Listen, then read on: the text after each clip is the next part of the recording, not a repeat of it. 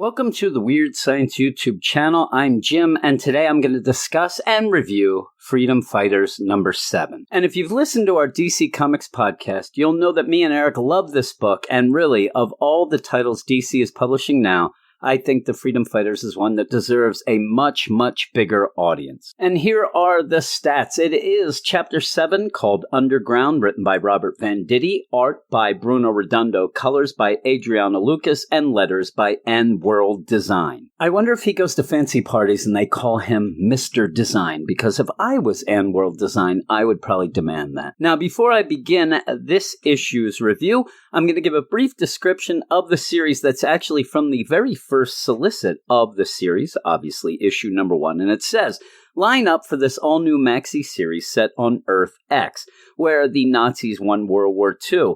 20 years after invading the occupying America, Germany wiped out all metahuman resistance, including the original Freedom Fighters. Fast forward to the present day, and a new team of freedom fighters emerges to challenge the Nazi occupation once again. But if they're to have any chance of victory, they're going to need Uncle Sam, who disappeared after his original team was killed. So what is going on now? Well, going into this issue, the freedom fighters have gotten Uncle Sam back, but he's weak. The Nazis have captured the human bomb, and the team is hiding in the basement of a couple in Rhode Island. Before even seeing the freedom fighters, you notice two things, and it's with the couple. One is the couple is dividing up Nazi-issued lima beans as a meal for everyone, and they both have tags on their ears. It's a subtle and dismal beginning, just showing how these people are being treated by the Nazis. And I mean, it doesn't take much to hate the Nazis, but ID tags and lima beans shore up the ante. I mean, lima beans, they are the worst, right? Oh, they're awful.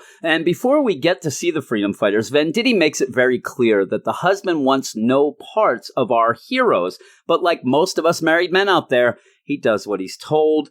For now. I already said this is one of my favorite books, and while I've seen other reviewers dismiss this as a down issue, I love that we get a street-level look at the toll the Nazis have taken on America and its citizens. And all at once, Venditti shows you the fear that has infected America, but also how that fear and oppression has inspired some to fight back, kind of like Twisted Sister did in the 80s, right? What is that? A Twisted Sister pin on your uniform? What kind of a man are you? You're worthless and weak. We then head off to see Adolf Hitler III trash talk, test, and torture the human bomb. Adolf III is just pure evil in this series, and really, one of Venditti's biggest accomplishments of this whole thing is actually coming up with an enemy worse than Hitler himself. He's a mentally insane psychopath, a Nazi to boot, and just 100% awful. Why does he remind me of Joaquin Phoenix, though? I don't know if that says something about me, Joaquin, or both of us. You're right. It's both of us, and possibly a little more Joaquin than me. But watching Adolf III shoot the human bomb with a Gatling gun with such glee is disturbing. And when he hits the gas, you're left wondering if he even cares what human bomb can or will tell him. Back in that basement in Rhode Island, the freedom fighters are coming up with a plan, and unfortunately it leads to Detroit. And poor Detroit, it doesn't matter what Earth you're talking about, no one ever wants to go to Detroit. And seriously, it's the only city in the multiverse that makes Cleveland look good, and that's something. Well, they don't have a lot of time here to argue if Matthew Stafford is just a stats QB or if Lou Whitaker and Alan Trammell were a great double-play combo, because the Plastic Men have arrived. And remember when I told you the guy listened to his wife earlier? I kind of lied. He sold out the freedom fighters. He doesn't want his wife to find out, though. But really, was there any question what is about to happen when one of the Plastic Men says that him and his wife, quote, will be taken care of? What did he think they were going to do? Hook him up with tickets to go see the Cowsills?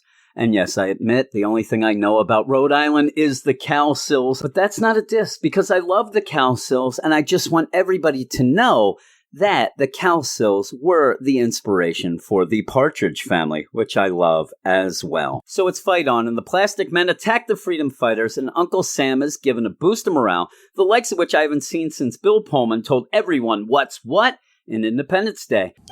Over? Did you say over? Nothing is over until we decide it is. Was it over when the Germans bombed Pearl Harbor? Hell no! German? Forget it, he's rolling. And it ain't over now. Because when the going gets tough, the tough get going. Who's with me?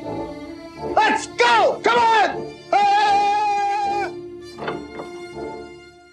Or was that Bill Paxton? Oh, well. We still stuck it to those dinosaurs that day, right? What? No, that was Breakfast Club.